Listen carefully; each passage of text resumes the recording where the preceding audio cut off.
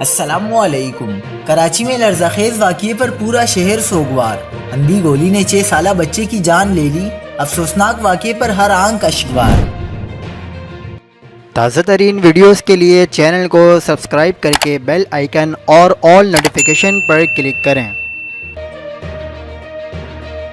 آپ کو بتاتے چلیں کہ کراچی کے علاقے قیوم آباد پل کے قریب مبینہ طور پر نامعلوم سم سے گولی لگنے سے 6 سالہ بچہ جاں بحق ہو گیا۔ بچے کے والد عبدالرؤوف نے بتایا کہ ان کا بیٹا عبدالغنی اہل خانہ کے ہمراہ گاڑی میں سوار تھا کہ اسی دوران اچانک گولی ہائیروف گاڑی کا شیشہ توڑ کر پچھلی سیٹ پر بیٹے بچے کو لگی، جو جان لیوا ثابت ہوئی۔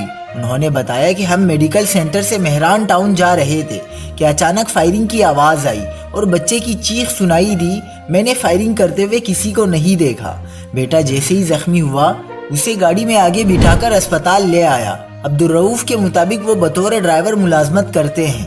گاڑی میں پوری فیملی موجود تھی۔ متوفی بچہ عبدالغنی 5 بہن بھائیوں میں سب سے بڑا تھا۔ جناح اسپتال میں قانونی کارروائی کے بعد لاش کو ورثہ کے حوالے کر دیا گیا۔